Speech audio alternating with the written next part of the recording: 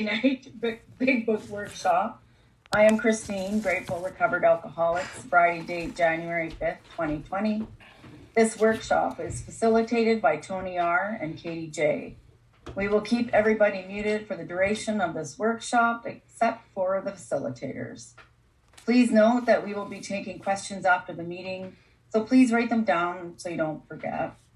Any inappropriate behavior will not be tolerated, and you will be removed by one of the co-hosts. Have a great meeting. And how we open this meeting is with the set-aside prayer. Dear God, please set aside everything I think I know about myself, this book, my disease, these steps, and especially about you, dear God, so that I might have an open mind and a new experience with all these things. Please help me to see the truth. It's all yours, Tony. Right on, recovered alcoholic. My name's Tony. Sobriety date's April 8, 1989. Welcome. Thanks for having us. You gotta unmute yourself. Oh, man, that was a good talk, too, man. It was one of my best. Sorry you guys missed it. So, recovered alcoholic. My name's Tony. Sobriety date's April 8, 1989. Thanks for having us in your home and being a part of this. I think tonight's going to be a pretty exceptional night. It usually is, every time we talk about a solution and get together shoulder to shoulder here and try to expand on what we already know and offer hope to those looking for some, right? So I think we're just finishing up the doctor's opinion, but I put something online. It was really interesting on one of the groups on what was the difference the third time for Bill going through treatment. And it seems like a lot of people really miss the miracle that happens here or that's available here. And part of a sponsor's job is when they're taking somebody through this is to kind of reiterate that just the idea, what this doctor was saying and what he witnessed and kind of what we have today as the result of something that happened in 1934 is pretty remarkable when you think about it, right? And so when we went through this, we kind of covered it, and we'll do it really fast, just if you're kind of new and you have your book here. And hopefully we realize the first page where it says Alcoholics Anonymous. It talks about the story of how many thousands of men and women who have recovered from alcoholism. And we already know that the most important part of that now, in hindsight, is the story. Right? Because when you understand the story, it's a pretty remarkable thing. Right, it really is, right? And so then as we started going through this, we found out that this was a basic text and the preface. We found it was a basic text, and we'd find in the program of recovery in the first portion of this volume, not the first 164 pages, but the first portion, which is really cool. And then we got in the forward to the first edition and talked about who put this together and why, to share their experience, strength, and hope in regards to what? How they recovered from a seemingly hopeless state of mind and body. Right? To show other alcoholics precisely how they done it is the main purpose of this book, which is really cool. And they talk about precisely, so it's not open to interpretation, because they're showing us what they did. So what we'd have to do is understand what they're talking about, right? So would that be open to interpretation? No, it's collective. That means they all agreed on it, and it's put together in a basic text. That's like going to a math class and say, well, it's open to interpretation. Well, but when the test came, you would understand right away if you had the collective understanding of those that put this together or didn't, right? It'd be pretty hard to argue with the teacher by going, well, for me, right? That's why I didn't like math. That's why I didn't like math, right? It makes banking really shitty, right? So we find out when they're talking about seemingly hopeless state of mind and body that we really don't know what they're talking about. We think we do, but we don't, right? They have the same information they do. And then we got into the doctor's opinion. And we kind of covered this, but we're going to kind of hit it up here, which is really cool. We're going to hit some highlights here. Is one of the things, and we found out he's a chief physician specializing in the treatment of alcohol and drug addiction. And he talks about here is this to whom it may concern. Do you want to read that first paragraph, Katie? Good to see you. I do. Good to see you also. Doctor's opinion. I'm a recovered alcoholic. My name's Katie. To whom it may concern, I have specialized in the treatment of alcoholism for many years. In the late 1934, I attended a patient who, though he had been a competent businessman of good earning capacity, was an alcoholic I had come to regard as hopeless. Which is pretty wild. So they're talking about the human element here coupled with alcoholism, right? And his inability to live the life that he wants to live and his full potential is because he suffers from what? Alcoholism. So if he didn't have alcoholism, he'd probably do really well in his life, right? So we see there are two different things here that he's kind of making reference to right off the hop. They're not one and the same. Okay, go ahead. In the course of his third treatment, he acquired certain ideas concerning a possible means of recovery. Which is pretty wild. The doctors is witnessing in his third treatment. He acquired some ideas that he put into practice, right? And we'll get into that more later. This is just an introduction to what he witnessed. Go ahead. As part of his rehabilitation, he commenced to present his conceptions to other alcoholics. And we see that becomes our recipe. For those that have been through this, right, looking back, that's exactly what we've done. We were presented with certain ideas, right? We put those things into practice. We had an experience, and a part of keeping that experience is carrying this message to other people. Not talking about this thing. It's about being of service, right? Big is actually experiencing this thing, right? Curbing that self-centeredness, right? Because who's the most important person in our lives? Always was ourselves. But then we had the humbling experience of alcoholism, where we became teachable through circumstances. Anybody here? Right?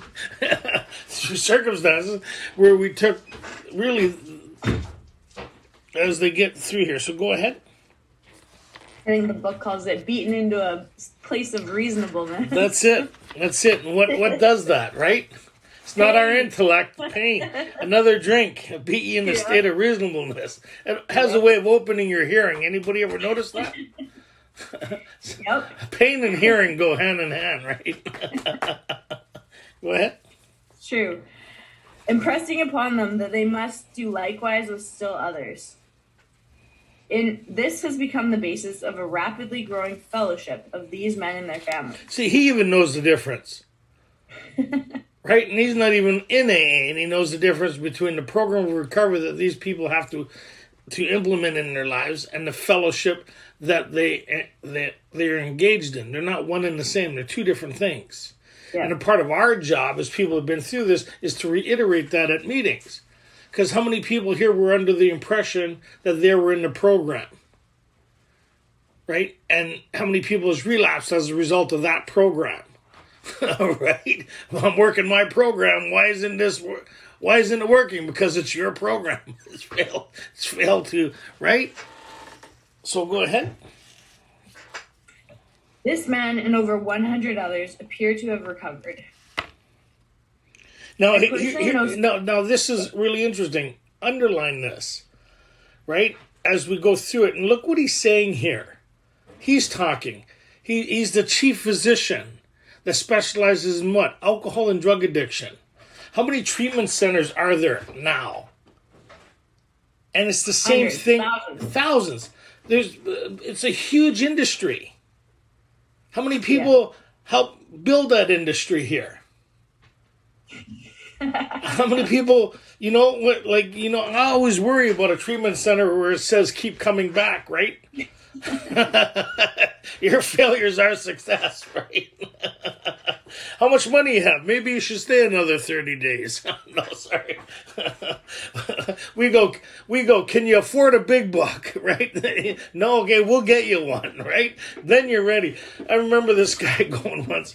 I was in treatment for this. He was telling a story. He says, I was sitting on a park bench with $2,000 in my pocket and an airplane ticket. I thought, man, if I had an airplane ticket and $2,000, I wouldn't be sitting in treatment. that my insurance was paying for, by the way. Okay.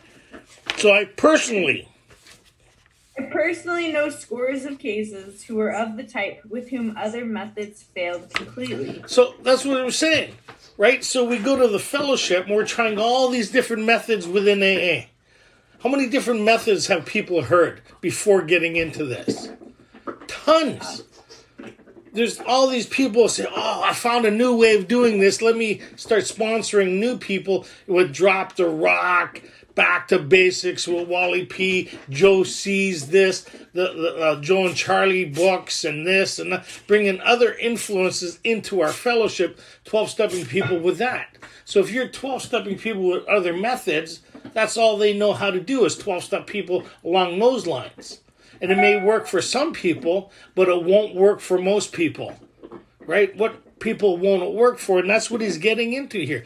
A lot of methods that within his facility seem to work for most of the people that went through there, right? And so a lot of us, we think, oh, I'm doing good this time. As soon as you're adding this time, you should be a little more cautious,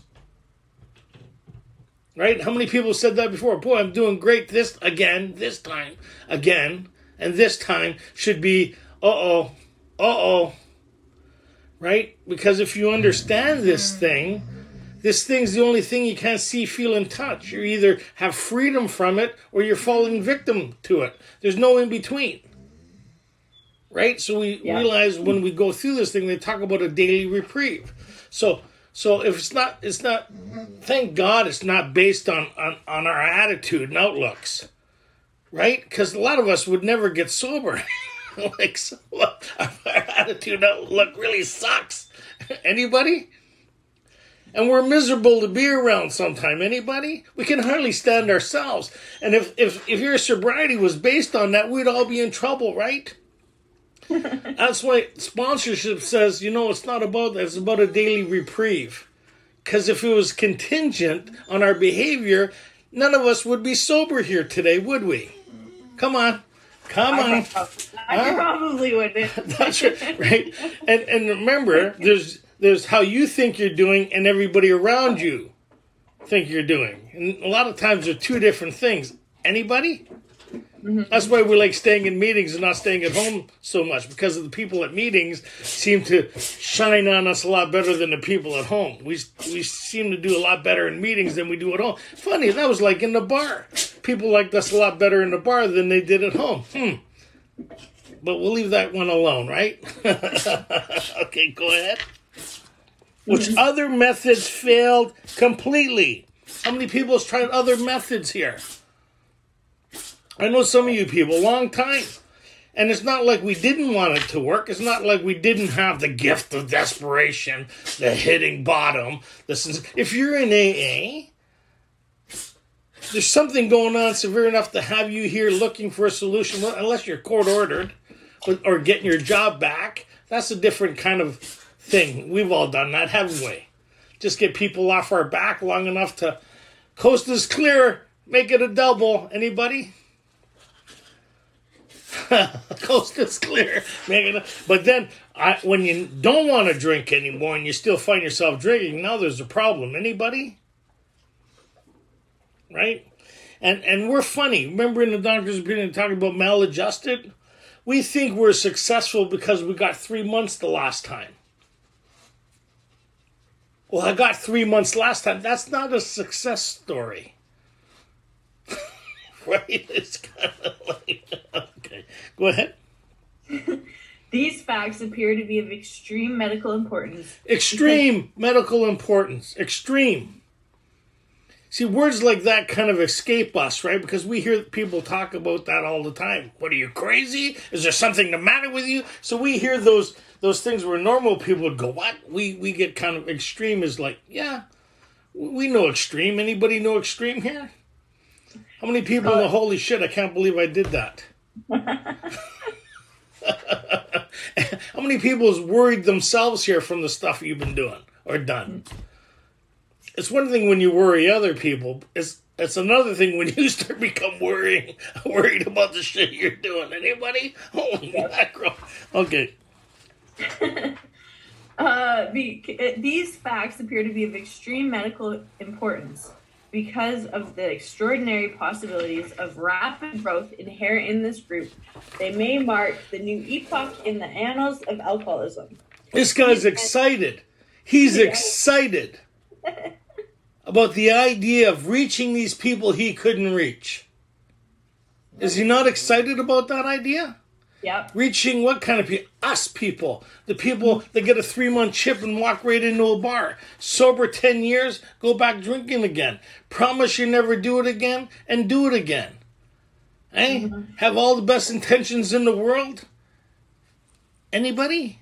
Am I in the right group? Yep. Okay, just kind of wondering here, right? So then they talk about here, we've gone through this with the allergy part. We understand that. And then we talk about over on the next page, they talk about many years ago. See where it says that? Roman numeral, what's that? 25, 6, 27? Mm-hmm. See, it was the second paragraph there. So many years ago, everybody there? Middle of the page. We're hitting some highlights here, right? Okay. XXXVII, or 27. Many years ago, one of the leading contributors to this book came under our care in this hospital, and while here, he acquired some ideas which he put into practical application at once. Was that the first time, the second time, or the third time? Third time. Third time. So that means for us who've been in and out, we've acquired things that made sense to us, but we didn't acquire certain ideas. Certain ideas. Well, what makes you say that? Well, welcome back. Because if I acquired those same ideas and I put those principles into application, and if I had the same experience, would my sobriety reflect that? Yeah. Right? So I don't know what these certain ideas are, but I am of the type of tried other methods and have failed. Right? Some people are fortunate enough, I would say unfortunate enough where they can go 3 years, 4 years, 5 years till they relapse. I was fortunate enough where I relapsed like in rapid succession. Right? Like every 3 months, 6 months, I made a year and a half once, but I was on a whole bunch of other things, but I wasn't drinking. I would try all different methods to try to find peace, happiness, and contentment, but I could never do it. I was always plagued with me. I had no solution for the human component. Right? And the more I tried not to drink, the worse I got. And the worse the lives of the people around me got. Anybody? Yep. Okay. If you're not too sure, just do a survey after the meeting. Phone some people who have known you for a while. See if they answer on the first, second, or third ring, or it just goes to voicemail again. But we'll leave that one alone. Some of you know what I'm talking about, right? They're sober a little while, they start answering the phone. Second, we're like, oh, wow, this person's not as busy as they used to be all the time. They want to see what kind of condition you're in before they phone you back. Yeah. Later, he requested the privilege of being allowed to tell his story to other patients here, and with some misgiving, we consented. Imagine that. This guy, third time there. Third time. Like most of us, first time through, we think we're counselors after we're done. Anybody? We start trying to fix everybody around us. Right?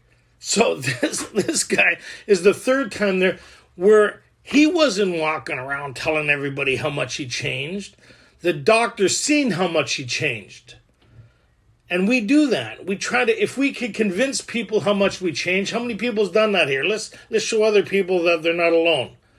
Right? We'll go talk about how much we've changed, and we're here to help them now grow along spiritually, because now we can see their problem more clearly now that we found a spiritual answer to us.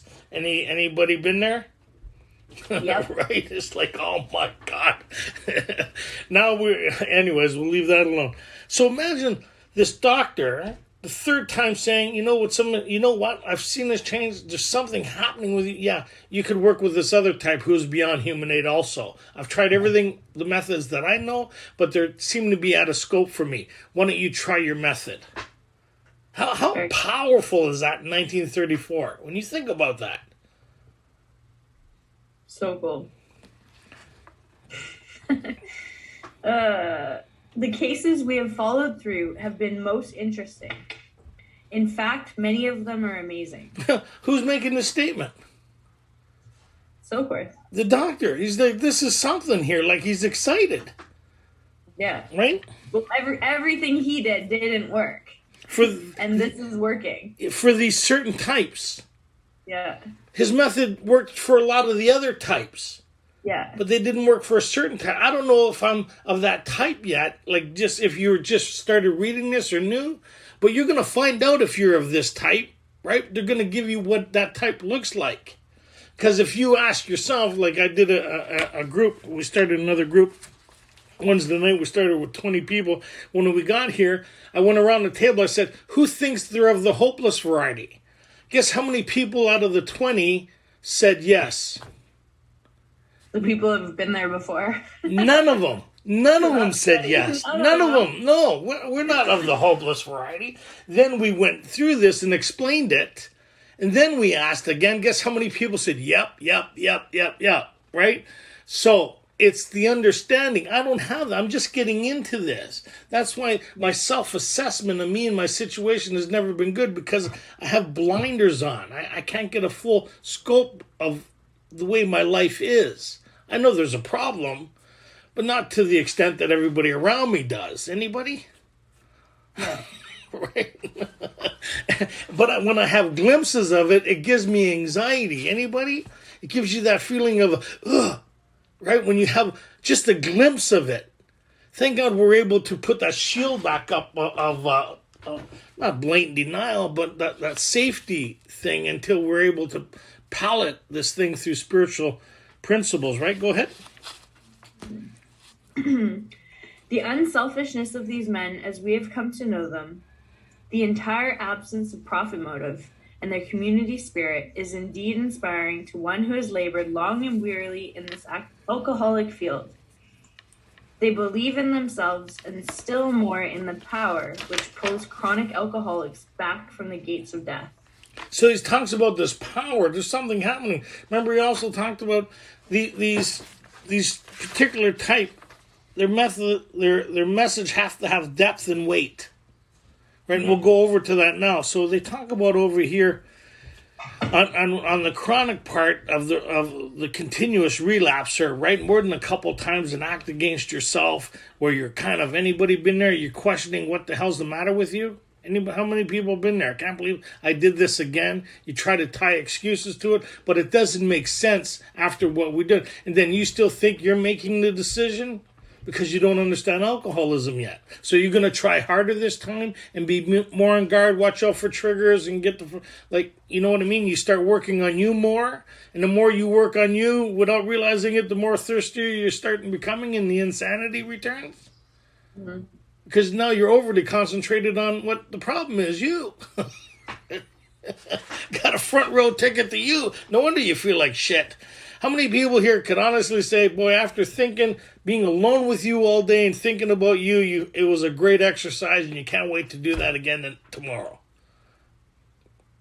So, and you know, those of us who went through this, we understand that's that bondage part, right? We have a solution for that. So, frothy emotional appeal. Everybody on that page, Roman numeral XXVIII. Our favorite topic. My buddy calls it. My buddy calls it the unholy trinity. Me, myself, and I. Jeez.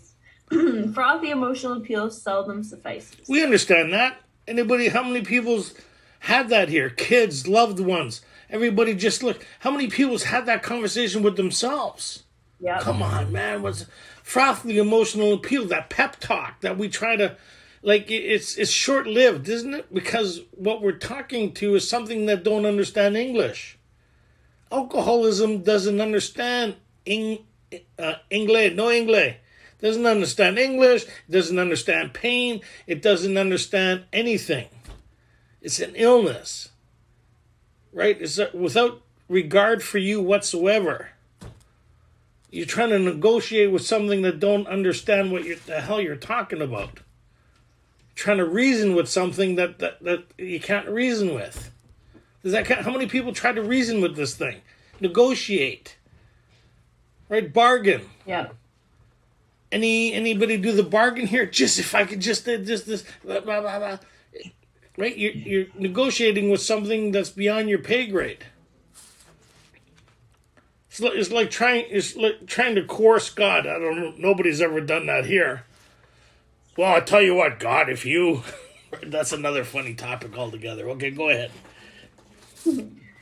In nearly all cases, their ideals must be grounded in a power greater than themselves if they're to recreate their lives. So, how many people have been to a lot of meetings here? Yep. You notice there's two groups of people in AA. Those that have been here, not new. Because there's actually three groups, right? There are those that knew that don't know what group they belong to, right? There are those that work on themselves or are constantly concentrated on themselves all the time when they share in meetings. Then there are those who talk about their relationship with a power greater than themselves and how great their life is. Usually we don't like to hear that person. We call them big book thumpers, God, blah, blah. You know, those people are always happy, contented, and seem to be focused on the new people and be of service. You know those people in meetings? You know those bright lights in meeting? Anybody see them? You see them. You can't help but see them.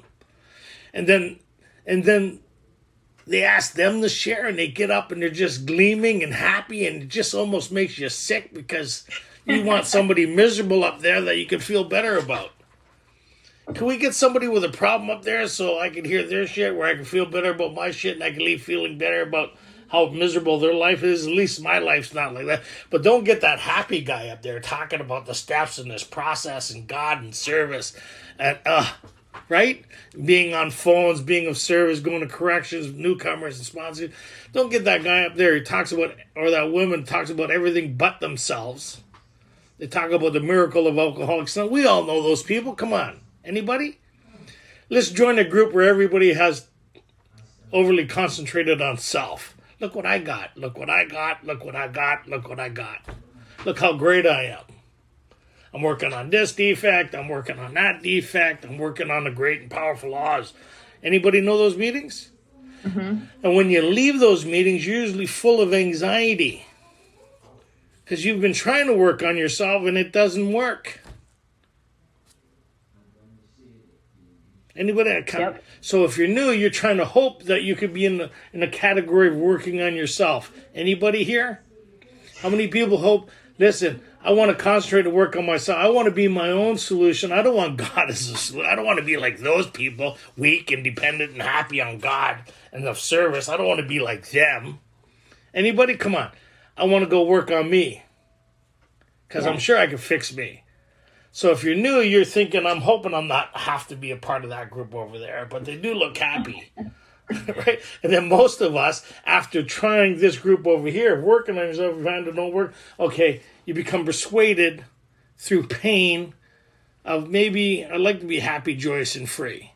Maybe I like the odd time absent of being stuck on me. Anybody? Okay, there we go. If any feel that as psychiatrists directing a hospital for alcoholics, we appear somewhat sentimental, let them stand with us a while on the firing line. See the tragedies, the despairing wives, the little children. Let the solving of these problems become a part of their daily work and even of their sleeping moments. And those of us who've been through that becomes a part of our life. Why? Because we know the miracle that's available in their life. I become more concentrated on carrying this message on change than I am me. Because I only got an hour in that meeting. I only got a short window to deal with this person, and I don't apologize for God. And I don't apologize that you know what, if you have a hard time with that, that's okay. Because the life I have today, I wouldn't even be here. One of the sayings I seen last week was pretty cool. My sobriety date could have easily been the date on my tombstone.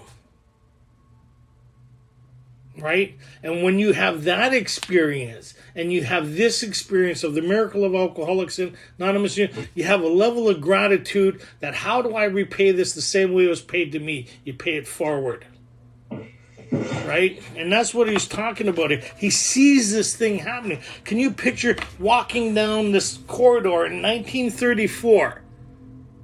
The people who were in his facility, strapped to bed, detoxing, kids and parents and loved ones crying. People who are dying from alcoholism, seizures. Imagine, tied to me. You ever see people withdrawing? You ever have things crawling on you? Every day that's your job, and you give everything. This guy, the first time you're hoping that he would have got this thing, and then he comes back for the second time in worse condition than he was the first time. And you realize this guy's beyond help, beyond anything I could do. So you house them, you try to make them better, but you know in your heart there's nothing really you could do for them because they're outside your scope. That's what he's saying. Can you feel that? And that's most of us. Can you kind of see that? And then all of a sudden this thing happens in his facility. I just got goosebumps. This thing that he's seen, he says, wait a minute, there might be hope for these people, these kids. And so when I work with people, I see them with their kids, their loved ones and all that stuff. It's a remarkable feeling. It's a remarkable feeling to see the miracle of Alcoholics Anonymous working in their lives. That's available to anybody. And that's what he's saying here. So if you just, how many people just read through this and kind of missed that? I'm for one, I kind of missed the whole thing because I was looking for me in there. When's it going to start talking about me? What's all this shit I've been reading, right? I missed the whole story. But with good sponsorship, say, hey, let's slow down. Let's look at this. Let's look at this again. How many people felt that in here a bit? When we kind of look at that picture, right? Because you've been there, done that, and you're free from that. Mm-hmm. And those that are still in that, you don't have to be that way. Just come walk with us. Go ahead. Okay. We feel after many, and the most cynical will not wonder why we have accepted and encouraged this movement. What movement? This in this book. Right? The principles and ideas laid out here. Mm-hmm. Not in any other book. So if you're sponsoring, know somebody who's offering other methods in Alcoholics Anonymous other than this, they're irresponsible members of Alcoholics Anonymous. Yep. Because those people nearly killed me. They didn't know any better, but we're starting to know better. Every time I came back in, they'd give me the 12 and 12. I'd be sitting there, and they'd give me the idea I was doing the steps, dying of alcoholism, reading Bill's experience, trying to get sober by reading his experience. It wasn't until somebody introduced me to these ideas, these principles, and took me through this course of action that I'm coming up to 33 years. 44 years in the fellowship of AA, first 11 years dying of alcoholism. Why? Because I was offered other methods. Kind of weird, right? I don't think they did that intentionally, but because somebody offered them that, and they didn't know any better, and it seemed to work for them. But we don't know that because when people are gone, we don't see them anymore. The void gets filled with somebody else. Right? And then where we see it is in roundups. Wow, look at all these new people. Wow, look at all these people with 1 year. Wow, less with 2 years. Even less with 5 years. Wow. Where was all those people that were once standing in 1 year? Now it's 15 years and 20 years, and it's really scattered. Then you get in the 30s, and it's really scattered. So the guys I sobered up with hundreds of guys in the fellowship when I got sober. Now there's a handful that I know are still sober. Kind of wild, eh? Mm-hmm. Go ahead. Men and women drink essentially because they like the effect produced by alcohol. So we understand that we've been through that. I want to hit these highlights here of this miracle that we just kind of read through. So on the next page here, Roman numeral 30, and a lot of us were here, but are not there anymore. And if you're here in this, what we're going to read here, then the hope that's available to you is pretty remarkable. Right, because this book is the beginning of step 2. It's an introduction to the possibility of a different life. And this doctor is kind of saying he's giving the basis of this whole story. He's giving credibility to this thing that happened back in 1934. That's still available in 2022. Pretty wild, right? Fourth edition, same recipe.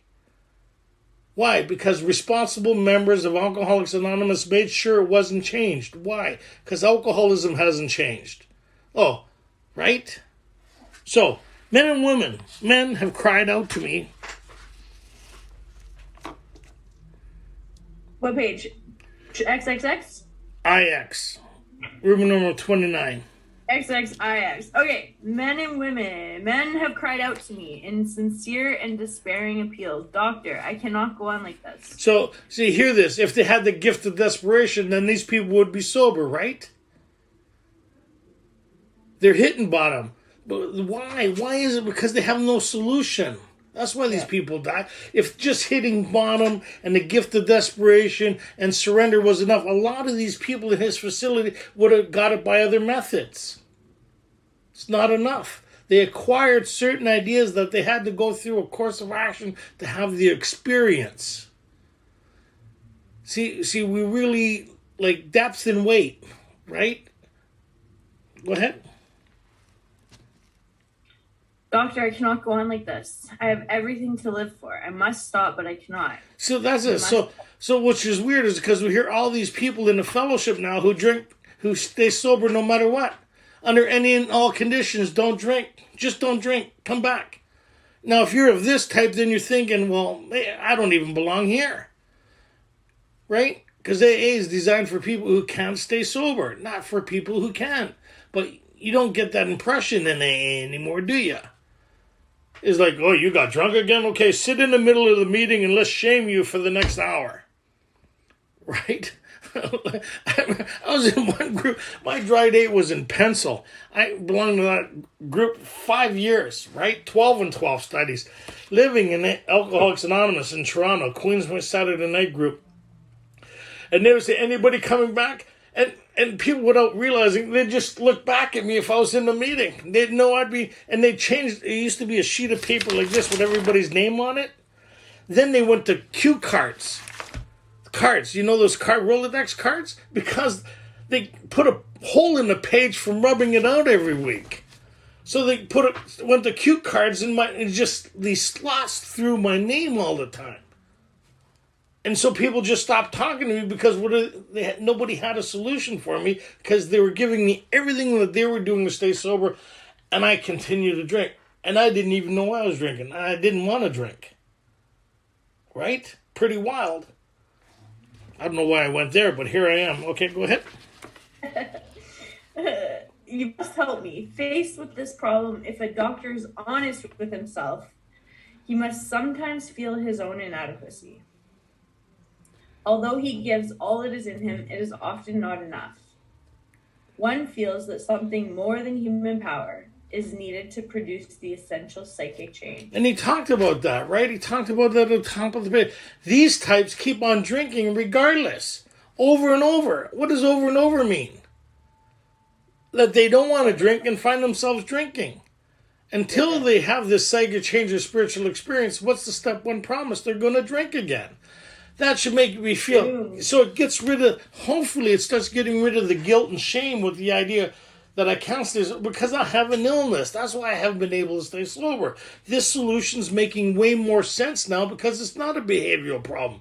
All these people who made it seem like a behavioral problem, but I guess you haven't had enough yet. Thanks for going out for me. Thanks for all this shit that we hear in the fellowship, that are killing alcoholics, because then we can become shame-based, right? Thinking there's something I could have done. Well, you need to be carried this message and you need to understand this problem. Mm-hmm. Acceptance is the answer to all your problems. Not if you're alcoholic. If you're not alcoholic, then all that stuff will work for you. If you can stay sober under any and all condition, you would have stopped listening a little while ago. Right? But most of us who come to this meeting are of this type. And we kind of feel, yeah, that makes sense. Right? That makes sense. That I need a spiritual solution to my dilemma. What's my dilemma? Me. Irritable, restless, and discontent means I haven't got a solution. Yeah. That's not my natural state. My natural state is on a spiritual basis. right? Is happy, joyous, and free most of the time. I have purpose. I have a sense of purpose. And when I'm not having good days, I know what the recipe is. Not to go home and write about myself and find 15 people to talk to. Go find a new person. Go find a puker. Get in the car. Yeah. Go find somebody with some serious mental health problems.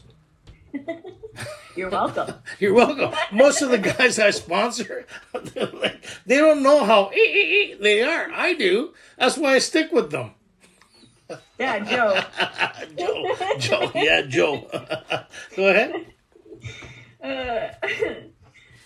Though the aggregate of recoveries resulting from psychiatric effort is considerable, we physicians must admit we have made little impression upon the problem as a whole. So they're saying those methods do work, and in AA, a lot of the methods we hear do work for other people, but they don't work for alcoholics of our type. That's why our responsibility is to carry this message, not a message. And when people bring in the Wally P's and the Novelcos and the 12 and 12s, and they give people the impression that they're doing this stuff, a responsible member will educate. Well, that's actually not the program. The program's in the book. You won't be liked for it. And you don't have to put up your hand, because most of you, when you met me, you thought I was the problem. Right? But the problem was, you knew that I knew that you didn't know. That was the problem. And that you wanted to rebuttal what I was saying, but you couldn't. But you went and looked in the book to try to find out where I was full of shit, and realized, oh my God, he's carrying this message, not his message. How many people have been there? Don't put up your hands. No. I already know, because the guys who helped me, I didn't like them very much either. But they saved my life. Right? When I first met them, I wasn't thrilled with them, because they knew. They knew there was something about them that could see right through me. And they talked a language that disturbed me enough to have me going back. I'd leave their meeting on a Tuesday night. They conned me into it, the insensitive. They were very insensitive. They conned and manipulated me into their big book study. That's how sick I was. I thought I was going there to help them through the steps, through a process I've never been through. 27 years old, cut my own hair, puking green bile, unemployable. I'm going to go help these guys through the steps, 11 years in and out. My sponsor said, what a great idea. The guy who was trying to help me through the tradition showed up with a 12 and 12.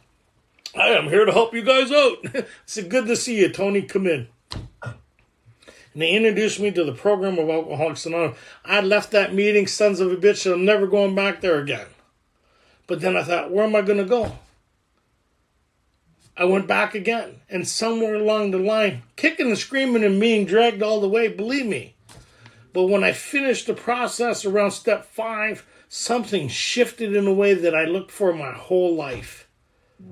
I didn't like the idea. Who says it doesn't matter if you like it? Get in the car. We got you. You come with us. We got you. You mumble to yourself the whole way. It's okay. We've been there. Get in the car. We don't care if you like us. Get in the car. But once we start thinking about you, we got you. Once you start thinking about us, we got you. That's the first sign of sponsorship. How many people have been in one of these meetings and leave thinking about these people? What they said, what they're talking about. We got you. We got you. That guy's crazy. I'm going to go back and see if he's really that crazy. We got you. Okay, go ahead. Many types do not respond to the ordinary psychological approach. Anybody? Just don't do it. Think it through. Let it go. Meeting makers make it. Acceptance. Anybody? That's the psychological approach. Frothy emotional appeal. Read this inspirational book. Read this book. Read the 12 and 12. Read Drop the Rock. Read Wally P's idea. Read these other members' idea on how to better do something that they never really did. Because if they really did it, they would introduce this. Totally. Right? Because everybody who's been through this has endorsed this. Thousands. This doctor is endorsing what? This, not a method of this. If there was a better way of doing it, they would have added it to this by now, don't you think? 80 years later? Mm-hmm. But no, we got these people way smarter. Let me make a bit of money off of something that was freely given to me. Right? These people are irresponsible members. If you know one, let them know I said that and I'm here Tuesdays and Thursdays. I'll tell them if you don't want to tell them. I have no problem with it. Standing at a podium, big speakers and all that shit, talking treatment center stuff. You're killing people. Anyways, I'm good now. Okay, go ahead. I do not hold with those who believe that alcoholism is entirely a problem of mental control. So here we go. On the next page, XXX at the bottom, all these and many. Okay, so they're talking about all the different personality types. If we got into that, none of us would identify. If I got into my story without alcoholism, most of you would stop talking to me, and which you did in the beginning. Like, I didn't even get invited nowhere. I know it's hard to believe today, but I mean, I was at my home group a year and a half before I found out they went for coffee by mistake. I had this old timer take me for something to eat. He's coming up to 50 years sober. He said, when I first met you, I've met a lot of people in AA that disturbed me. He says, none more than you. I didn't know whether to take that as a compliment. That's twisted when you actually find it like proud about something like that. A normal person would feel bad. Extreme. Extreme. So all these and many others have one symptom in common. They cannot start drinking without developing the phenomenon of craving. Okay, let's back up here. Then there are certain types, right? Go with that. So they talk about all these people who have problems other than alcohol. And then they talk about me. Yes, then they talk about Katie. Then there are the types that are entirely normal in every respect, except in the effect alcohol has upon them. So you get that? So what makes you alcoholic is not all these things. That's the human dilemma. What made all those things better was a drink before. Anybody? Yeah. I had all these problems. But somewhere I took a drink and those problems went away. I don't know if they went away, but I just didn't give a shit anymore. How many people have been there? Yeah. Right? Like you hear people say, I lost everything. You didn't lose everything. You watched it go away. You watched it go away. Instead of going to work, you went to the bar. Instead of going home to deal with your family, you went back to the bar. Instead of giving the child support, you drank it. Instead of paying the rent, you drank it. Anybody? No. Then you lied, manipulated, and coerced everybody around you. Why? So you could hide your drinking and continue to drink. You can't stop what you're doing, so you started making excuses for it. And then your world got smaller and smaller and smaller and smaller till there's nobody left to bullshit. Right? But we always have somebody, don't we? Even Bill. Remember Bill's story? I had a friend in Montreal that still had money. Meaning, I'm entitled to that person's money. That's how we think, don't we? Anybody have their Rolodex or their phone? Remember when you bought... There's got to be somebody that I could take advantage of. Anybody? Come on. A couch, money, car, job. There's got to be one person left. And when there's nobody left... Then you get help. How many people have been there? Yeah. The people that know you already know. They're not giving you money to stay. They're giving you money to leave. Right? Go ahead. All these and many others have one symptom in common. They cannot start drinking without developing the phenomenon of craving. That's the only thing that makes us alcoholic. If you don't have the phenomenon of craving, then you have mental health issues. Which a lot of us do because we warped our brains into such a... But if you... Right? So you hear people say, my trauma caused me to drink. I have alcohol dependency. Yes, you could. The heavy drinkers, the problem drinkers, but given good reason, they could stop or moderate. I know a lot of people I know a lot of people who were problem drinkers when they were small, like younger, and who changed their lives. Not me. They went home to the wives. I went back to the bar. Anybody? They went on to keep their job, and I went on to lose my job. They took a cab home. I took my car home. Anybody? They went back to their wives. I went back to somebody else's. Sorry. Come on. I can't. Look at, some of you are identifying. You can't believe I said that, right? Come on. Okay, go ahead. This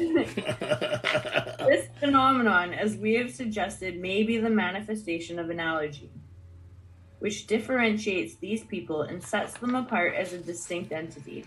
So we know that. So the only... Well, go ahead, read that, sorry. It has never been, by any treatment by which we are familiar, permanently eradicated.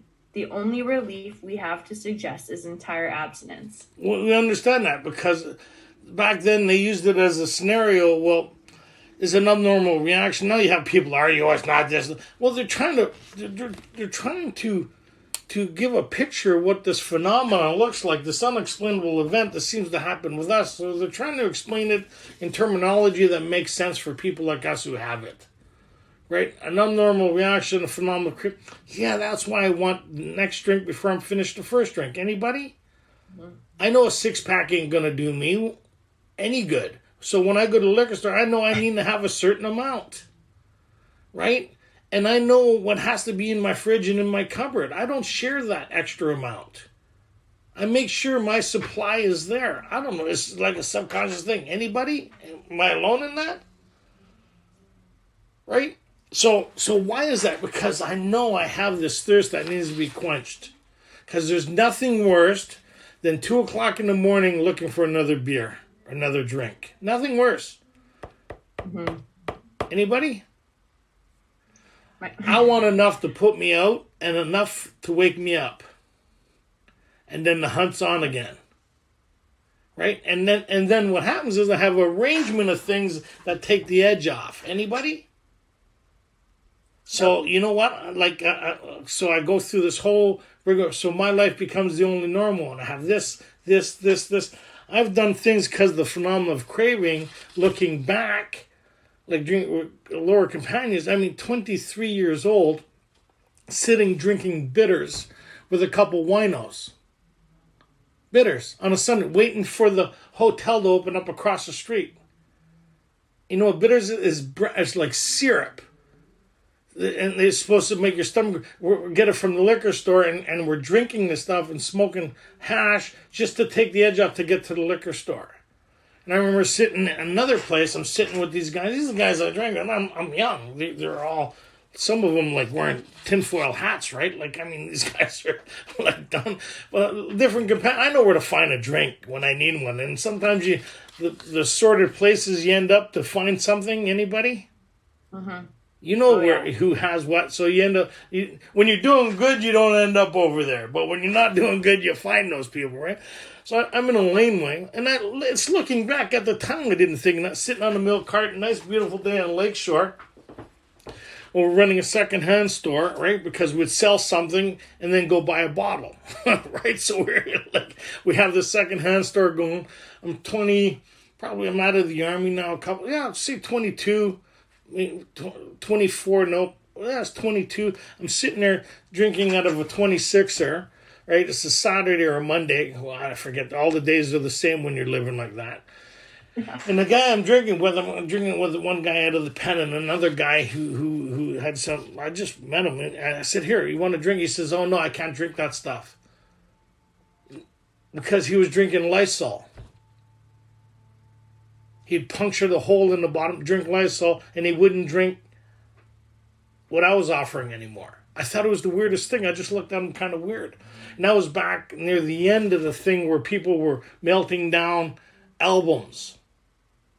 And Chupa, I hear stuff like that, and I think these guys are crazy.